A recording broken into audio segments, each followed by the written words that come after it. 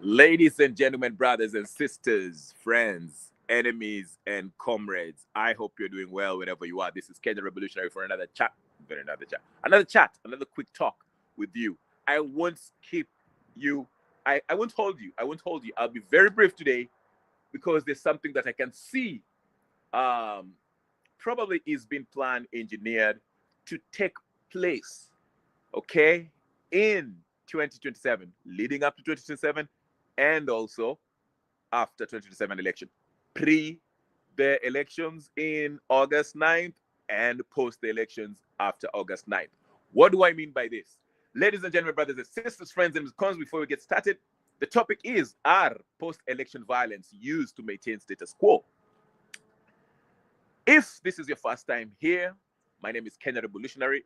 I talk about Kenyan politics and world politics as it relates to Kenya.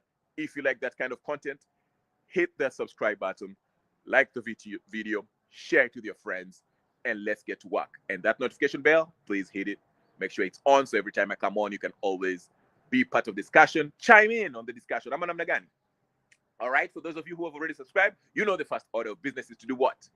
Like the video. Aya. Why am I bringing up this question here that are post-election violence used to maintain status quo?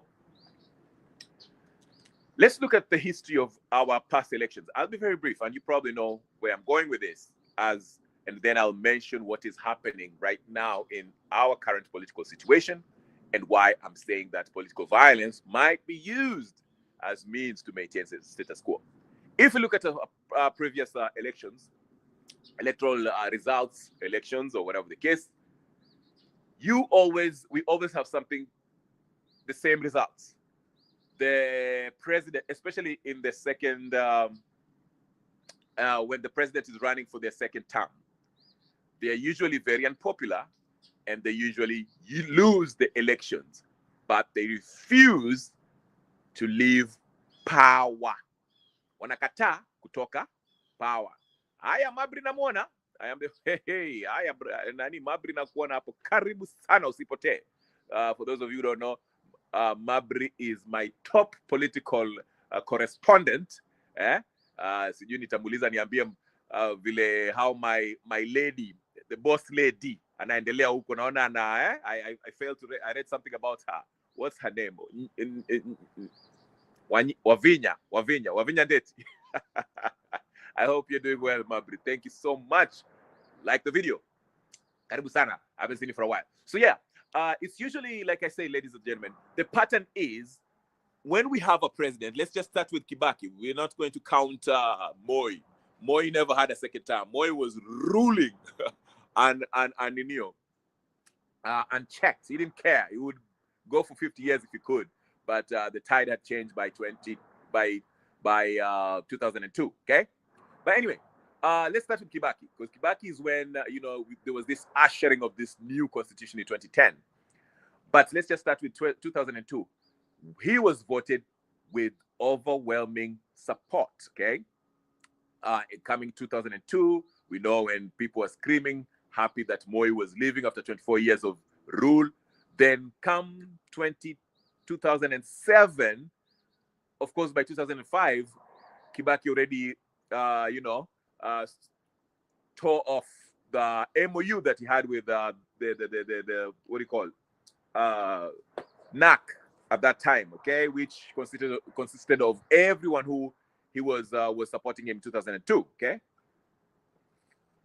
So by 2007, it was obvious that the writing was on the wall for Kibaki. He was facing not popular revolution, but mass rejection by the people. And we saw that. So 2007, we go to the polls. We already know with Kivuitu alikimbia kwa basement huko underground aki-announce the results. And we already know what's happened next. We had violence, which brought the country into a standstill, which forced the international bodies, international community to intervene to actually broker a peace deal between Kibaki and Raila Odinga. Okay? And there we had the Government of National Unity, which, gave a platform for the new constitution And here we are, we were in 2013, okay? 2013, it wasn't that bad because even though Uhuru Ruto lost, it was through a technicality. And a lot of Kenyans were very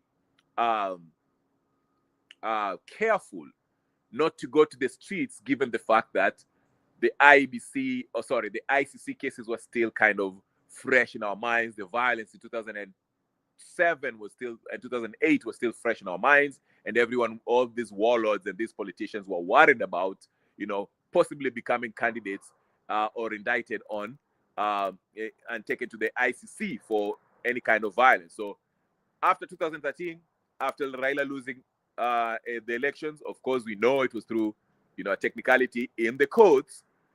There was no chaos, given the fact that the atrocities of 2007, 2008 were still fresh on people's minds. And all these political actors were afraid because Ocampo was still lacking around, reminding Kenyans that, hey, listen, if we have something similar to what happened in 2008, 2007, I will not hesitate to take you guys in handcuffs in ICC at The Hague in Netherlands, okay? So then we moved to 2017. We know what happened. The memories of 2007, 2008 was well behind us. It was 10 years past it.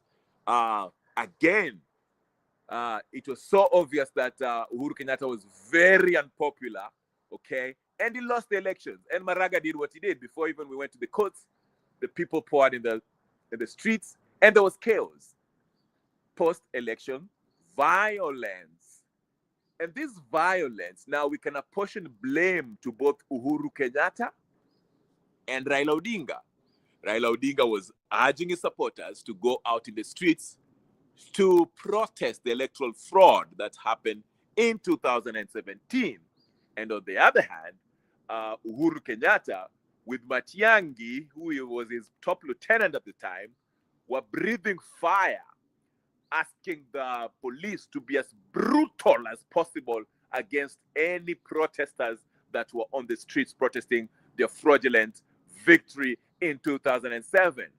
But in the midst of this protest and chaos and carnage, of course, there were voices like Herman Manyora and others, the church, who are screaming on top of their voices, telling us that these two gentlemen need to sit down. Peace is better than anything. It is better we have a corrupt system as long as we have peace. Something that Atwoli also told us a few weeks ago, where he said, it is better to have a peaceful country, even though there's corruption and everything is not working. But it's good, it's okay. Keep suffering, but it's okay to have peace in the land. That's what they were trying to tell us, okay? So that's what they convinced us. They told us, hey, it's better for us to have peace, whatever. We know Raila Odinga did not stop there. He went and akajiapisha as the people president. Of course, the people actually demanded that he gets sworn in as the people president, which he did, despite Uhuru Kenyatta's, brutal police force, okay?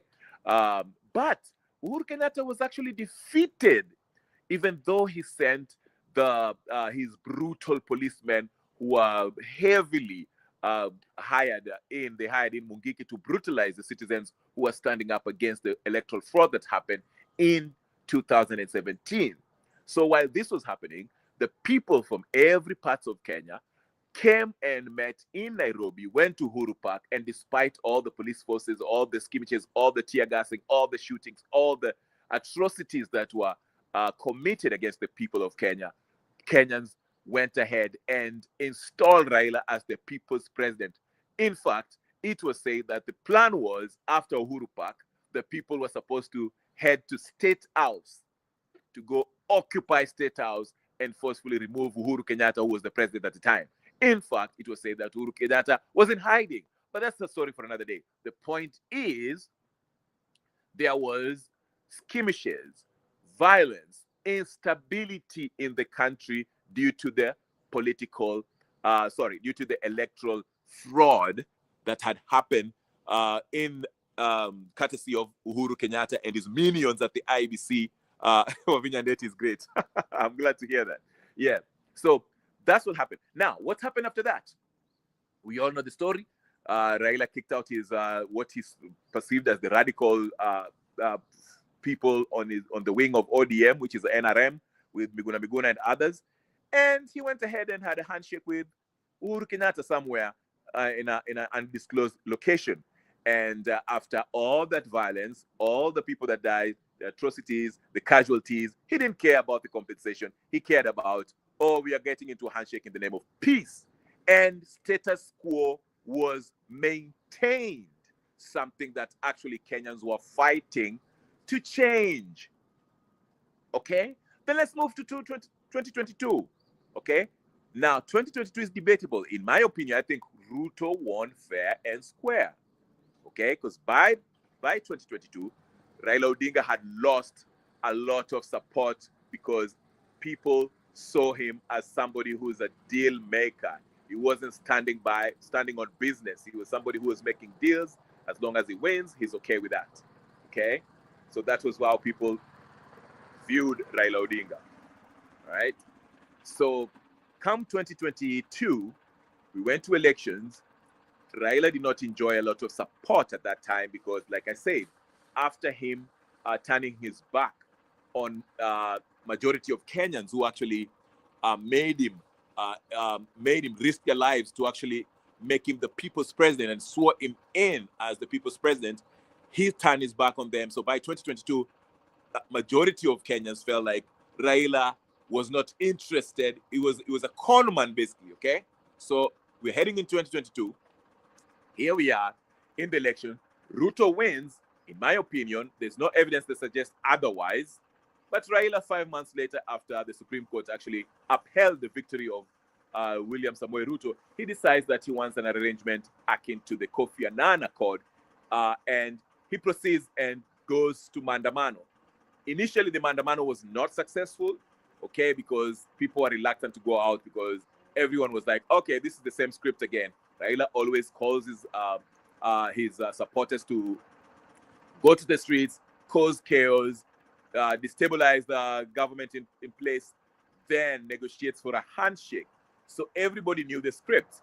So when he initially went out there, he wasn't successful in his Mandamano. So he had to reach out to Maina Njenga and his Mungiki folks to actually make this Mandamano meaningful, cause enough carnage to force William Samoei Ruto to come to the negotiating table once these protesters made the country ungovernable. Okay, so we sat down. Okay, so we saw the violence that happened. We remember in Nyalenda, we remember in Kondele, the atrocities that happened in Kisumu, we'll never forget. In fact, these guys had the audacity to hold a vigil in Karen instead of Nyalenda, where people were yanked out of their houses and brutalized, some brutalized to death. But anyway, regardless, the point is there was post-election violence. Those who are protesting, who felt that the presidential elections were not accurate. There was fraud in that process. It was a fraudulent process, okay?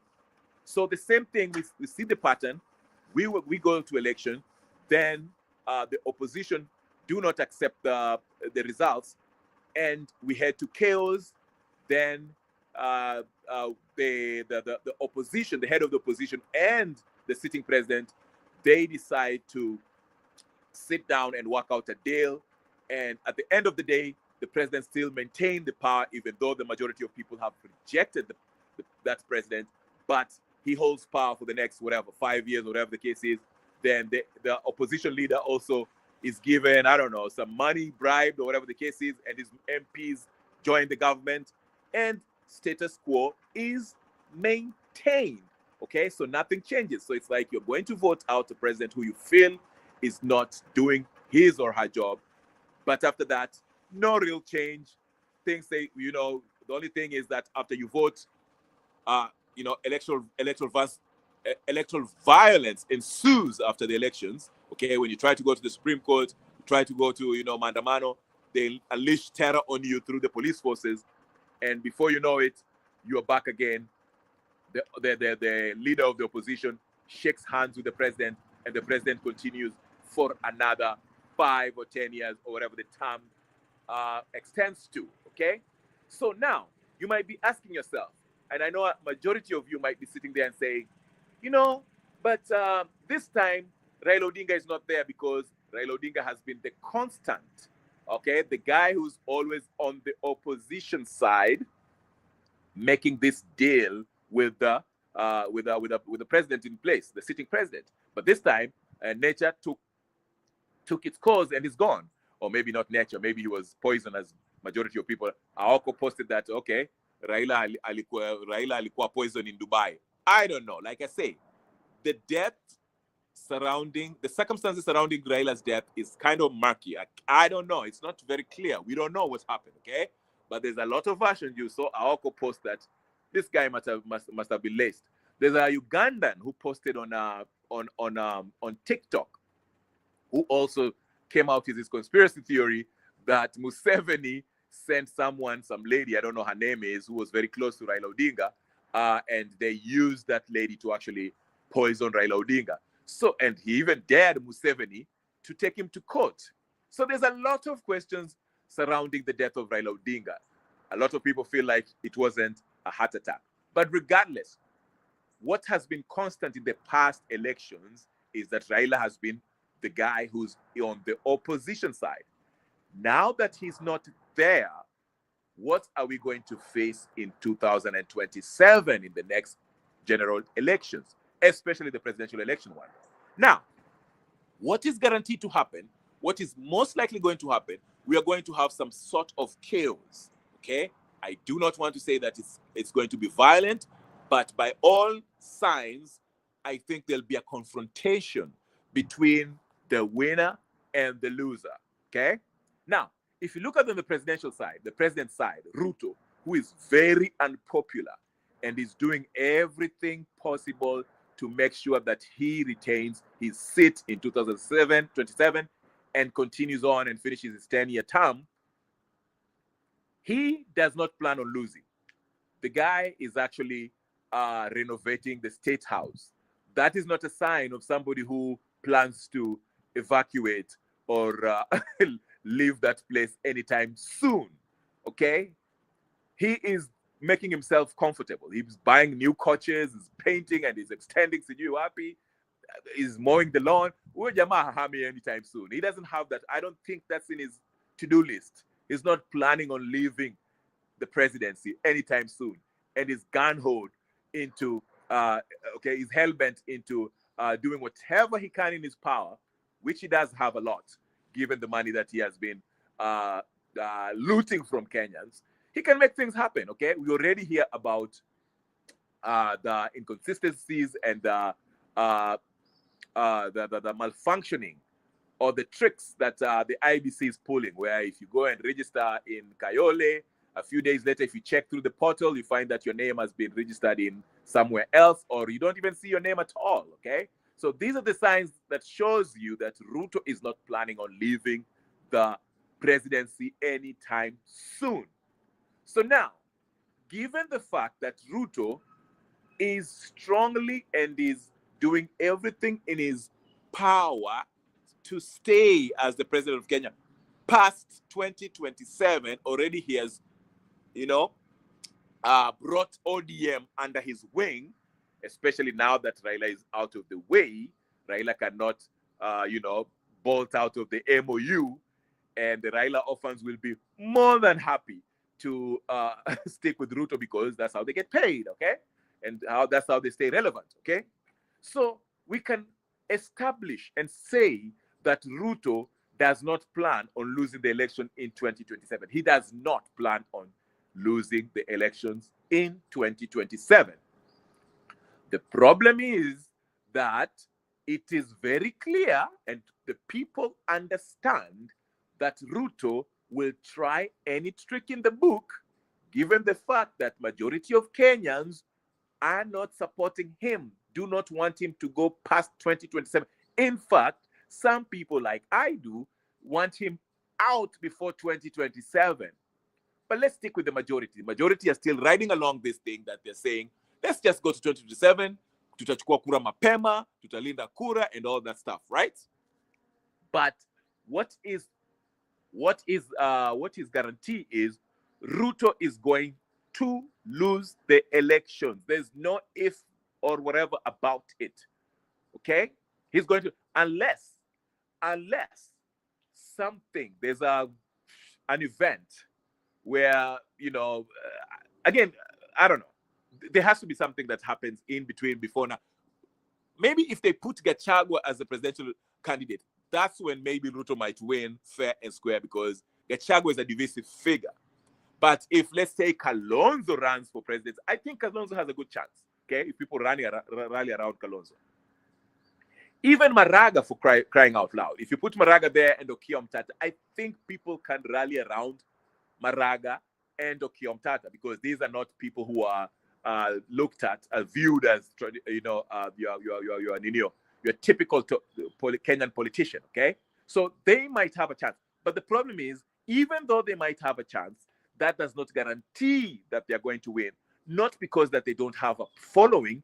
It is because the system, as I've told you, the electoral process, the governing body that oversees the electoral process, constitutionally speaking, is the IEBC, and the IEBC is already compromised.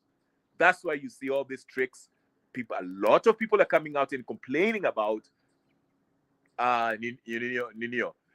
They are Ninio. They can't see their names in the registration when they go look where they registered, okay? Or if they registered in one place, they find their name has been registered in another constituency that they do not belong to. So you can see all these tricks that are happening, all right? So that's what I'm saying. The stage is set for what we are used to. We shall head to a 2027, okay? Let me read this comment real quick. Let's see. Mabry is telling me Kalonzo has a chance, but he needs to avoid Riggy G. The mountain is divided again. Even though he has a chance, I don't see him giving any solutions to our problems. Absolutely. Yeah. I don't see Kalonzo giving solutions to our problems, but I'm just saying, if you were to go to, let's say, the hierarchical order of the Kenyan politicians, how we perceive them, okay? Kibaki was a senior. Kibaki was out of the way. Raila was looked at as senior, okay? Raila is out of the way.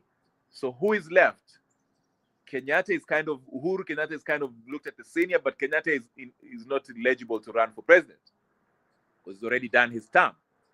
So Kalonzo was next in line, because Kalonzo, if you look at it, he was always sticking with Raila Odinga. So it's his turn. But Kalonzo has to play his cards right. He has to balance this united opposition in a way that, he can have them and still, with the blessings of Babu Owino already, I think he can poach Sifuna from ODM and others. But still, like I say, even if Kalonzo becomes the president, I don't think we'll have much change. But if there was an elections, if Kalonzo was to be, stand up for, if the opposition, the united opposition, say, okay, Kalonzo ni mtu wetu, we'll rally around him, and the Okiya Omtatas and everybody else, Kalonzo. I think Kalonzo will beat Ruto in a fair, square, verifiable election, which will not happen in Kenya. That's why I'm saying Ruto will probably win. So the stage, as you can see it, the stage is set. The stage is set for a confrontation. What do I mean? Ruto is hell-bent on winning this coming election. Whether people like it or not, he's sticking to his guns and he will do anything to win it. And they're even telling you, kama kura ijatosha, tutaongeza. He already has IBC in his pockets. He doesn't care. He's going for it, okay? Okay. Now, on the other side, the opposition, they're not united. The opposition are not convincing. There are a bunch of yesteryear politicians who majority of Kenyans are looking at. These guys are no different from Ruto. They come from the same, they're cut from the same cloth, right? Right. Subscription break. So now, if we go to Ninio, the thing is, majority of Kenyans, Gen Zs, Gen Zote, want Ruto out. They want him out. They want him out, whatever means. So we shall head to the elections. And before we get to the elections, I always say this: our politics will be ethnicized, tribalized. It will be highly ethnicized. Okay? There'll be, and they've started. That's why you see the Kahiga thing and Wanga thing starting. They've started. These are the building blocks. Okay? You need just the new precursor of what is to come. Eh? They're starting lacing our politics. Oh, sisi watu wa Mount Kenya. Oh, sisi watu wa Lake. Oh, sisi. Just watch how things go.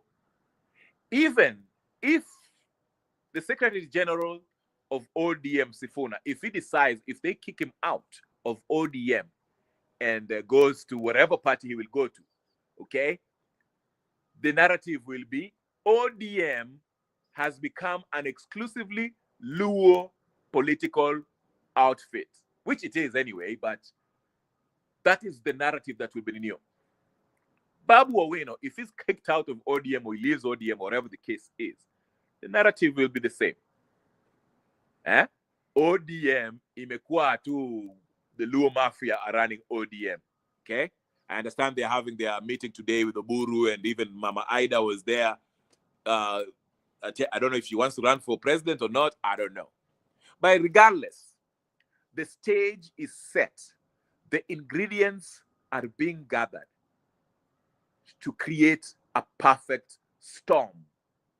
A storm of a political confrontation that will take its course in the form of violence, ethnic post-elections violence. And the elites, the political class, want to diagnose this political difference as tribal difference. Okay? They want to coin it in that way, diagnose it and label it, just like they were able to diffuse, pacify the Gen Zs and reduce it and name it as Mount Kenya Youth Insurrection, which it wasn't. Okay? It was a bunch of young people who grew fed up of this system, and they wanted to change the whole system, overhaul. But with the help of ODM, Raila Odinga and his goons, and Ruto's deadly military forces, not military forces, but police forces, they worked hand in hand to intimidate, violate, and also they wali invade, infiltrate this Gen Z movement, okay? And they later label it as a Mount Kenya Youth Insurrection, which it was not, okay? So this is the same trick they shall use heading up to the elections in 2027. It will probably start early this 2026, where there'll be loud noises coming from the lake and loud noises coming from the central. And there'll be political horse trading. Sifuna going this way, and this going this way. Babu Owino going this way, and that one coming that way. And the stage will be set as we versus them. We are now in government, kuleni ujeuri yenu. Nyinyi mna ninio? Nyinyi sijui Wajaluo ndio mnasaidia hii serikali ambayo inaleta shida. See, the stage is set going up to 2027. Then Ruto will rig the elections. He will be declared the winner, and there shall we have a political violence. Now, this time, it might take the international community to actually intervene, because the person who always comes in and brokers peace is gone. He's gone. I don't know if there's anybody else who have the influence and who people can sit and listen to the way Raila Odinga was. I have no idea. I don't see any. So this coming time, that's why I'm going back to 2007, when Raila could not stop the things that were happening in 2008, 2007, the post-election violence that was happening then, it took the international community to intervene, because at that point, even Raila himself could not control anybody. Okay? So that might be the case. I don't wish this on Kenya, but it might happen when we reach 2027. Once Ruto is declared the president, and even before he's declared, the results are mentioned, we might have a situation like the Cameroonian president. You know now, whatever is happening with Cameroon right now. They haven't announced the president yet, and people are already on the streets. Vijana wamekataa, wamesema hamutaiba this time. And we can hear, we can read and see what is happening in the polling stations and so forth. Okay, so we might be facing something similar leading up to the day of voting. Actually, that's when there'll be numerous reports of rigging, and even before we get to the voting, the actually D-Day for voting, utaskia habari of violence, political violence, that will actually be labeled as tribal or ethnic conflict. And these members of political class, the protagonists here, coming from Central and Lakeside, will play a great deal in exacerbating the situation with all the historical, political difference that we've grown, told, we've been educated to believe in. Okay? The Tomboya versus Kenyatta, okay? Kenyatta versus Oginga Odinga, all that stuff. They'll bring all that stuff, okay? So that will be a way of preparing the stage for a post-election confrontation, which will result to post-election violence. And the violence will be so bad that the international community shall come in, intervene, the Brits and the Americans and others shall come in, the European Union, and they shall talk these so-called leaders into some sort of an agreement, which will be basically a government of national unity, aka BBI, aka NADCO. Okay? And before you know it, after all the dust settles in and everything is quiet, na watu wakatulia, the status quo shall be maintained after all the chaos. Of course, they will pretend that, we shall give compensation to the people who died. We shall give compensation to Sijui Nini. The same nonsense that we hear. But at the end of the day, once the international community comes in and sits these people down and tell them, hey, Ruto, for the sake of peace, Ruto will remain the president. Kalonzo will be the prime minister. Oburu shall be, I don't know, head of Sijui Nini. Whatever the case is. Gachagua will be the head of the opposition. Kahiga shall be, I don't know, at that time, I don't know. Gladys Wanga, you see what I'm saying? But the status quo shall be maintained, shall have been maintained at that point. That's what's this electoral violence. Violence is a means of communication, okay? And it is used sometimes by bullies to do what? To consent into something. It's actually coercion, okay? Mtu anakupiga ndio accept. Utasema, ukiona wanakuonyesha kwa TV vile mtu anakatwa kichwa, you'll be like, you know what? Wacha Ruto akwae tu president, amalize tu hiyo tena aende. Ni ya nini kutoa Ruto? Wacha tu amalize, hata kama tuko na shida, hiyo shida yetu iendelee. Ruto amalize tu hiyo 10 aendelee. It is better than having hii vita ambayo inafanyika hapa. And Atuoli already told you that. Okay? Let me read your comments real quick. Akasishi Mariam, karibu sana. Yeah. Does the West have any influence on Kenyan elections, given that Raila was viewed as an affiliate to Russia's socialist ideology, therefore prevented from winning? The question is, the West okay with Ruto? That's a very, very, very, very good question. Does the West? I believe, let me take a sip of Lenio. Please subscribe, share, like this comment. not comment this channel and that comment too. I don't think the West viewed Raila as a socialist, so to speak, or affiliated to Russia. I'll tell you why. The Raila Odinga was very close to this senator from where Joe Biden came from. I forgot. Scranton. Is it Scranton, Pennsylvania? I forgot his name. What's that senator who's really, in fact, it was Raila actually said that that senator actually played a huge role into the handshake with Uhuru Kenyatta, okay? Kind of like Raila's handler before he died, okay? I strongly believe that Raila Odinga was a CIA asset, okay? Not that he was close with Russia. He was more of a controlled opposition, sort of like Bernie Sanders in the US. Remember when Bernie Sanders was running against Hillary Clinton? Okay.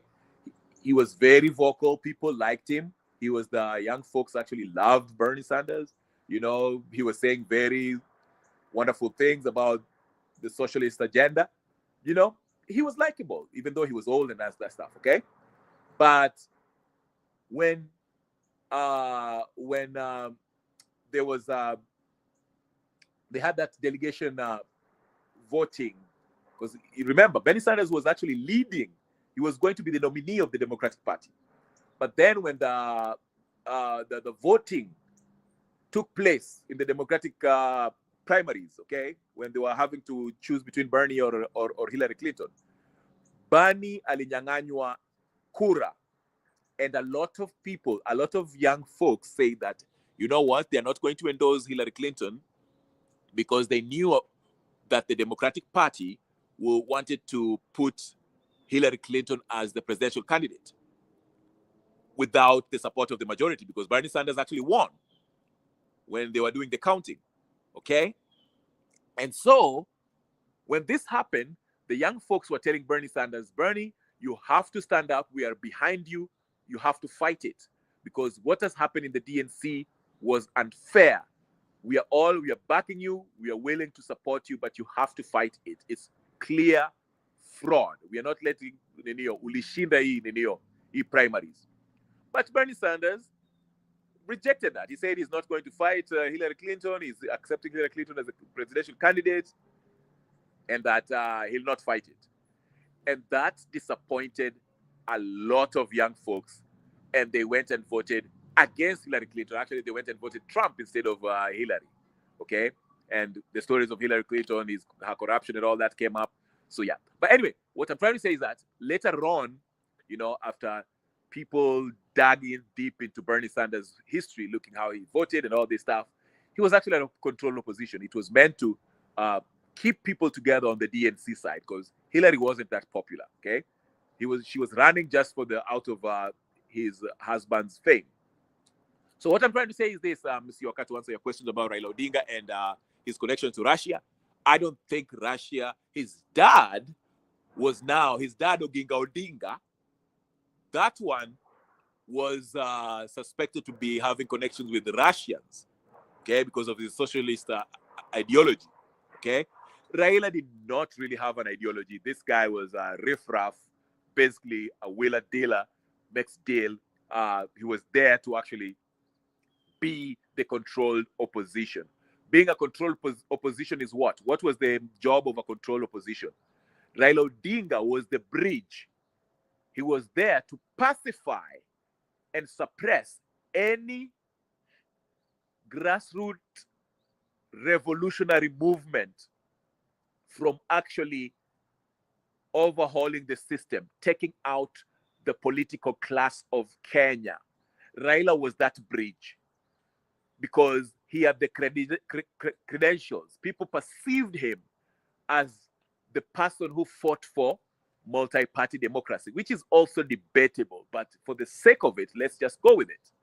He was seen as this guy who fought for Kenya, and he had that respect since he was the last of the Mohegans. He was the last of a dying breed, last of the Matibas, last of the Kijana Wamalwa, that era of the Shikukus. Okay? He came from that era. So he had that respect. That's why majority of Kenyans respected what he said and felt that he had the credentials and the scars to prove that he was in for the struggle he was fighting for Kenyans. So he was being used by the West to be the person who quells the heat coming from the people. Watu wakianza kusimama wanataka kutoa Ruto and the political system, Raila steps in. Unaona? Remember, it wasn't Raila's choice to be installed as the people's president. The people, remember even Miguna when he went to the Ninio, I think it was NTV that morning with Nani, Aaron Cheruyot, they were talking before that day of swearing in. When Aaron Cheruyot said, that will not happen. The president should not let this happen. And Miguna said something that was very, very important. He said this: whether Raila likes it or not,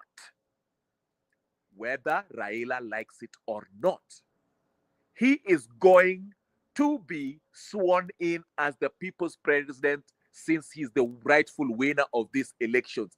It is not up to Raila. It is the people. And what happened?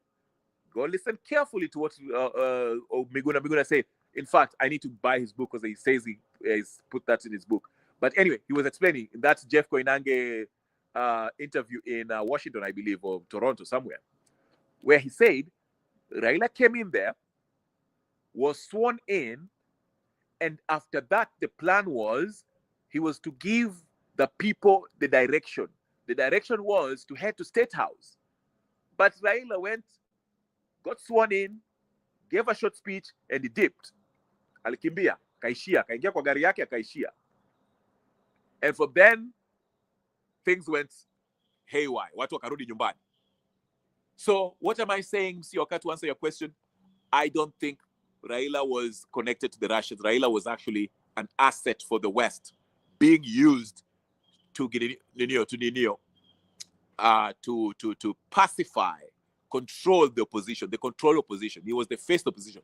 That is why Raila was always the constant since 97. Okay, let's say since 2002. He was always the constant. He was always the presidential election in your candidate, your opposition, head of the opposition. And the presidential candidate or your opposition. In fact, it is said that he was actually planning on running in 2027. Okay? So now, the second part of your question, does the West have any influence in our Kenyan elections? Yes.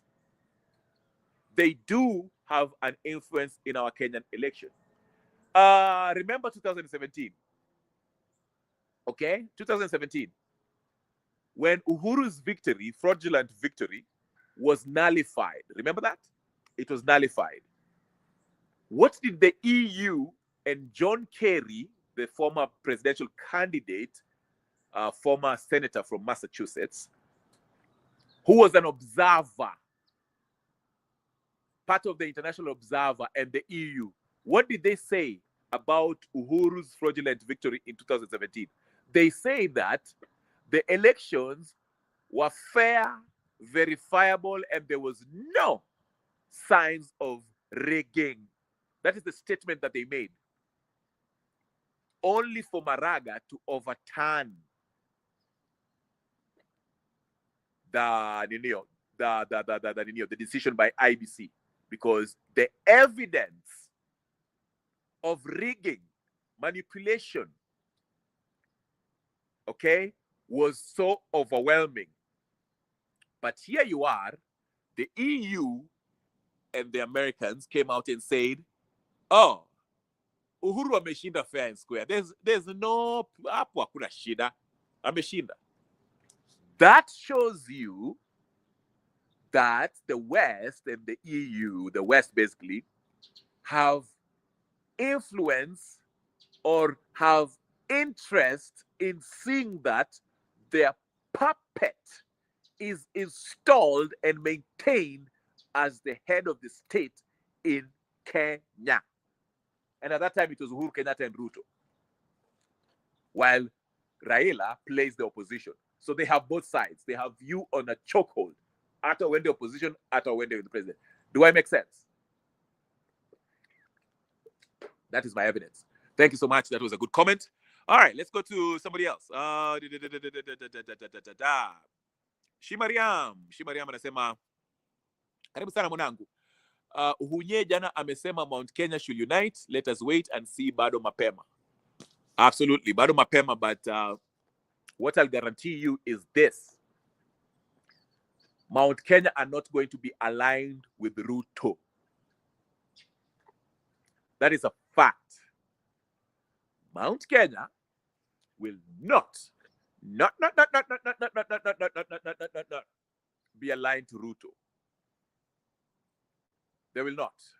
Unless a miracle happens and Uhuru ashikane mkono na Gachagua na waseme hey, tumesamiana, tuende tukakusalimiane Ruto, then they meet Ruto na wasalimiane na waseme all is well, Mount Kenya, Ruto amewasamea na sisi pia tumemsamea, vote for him.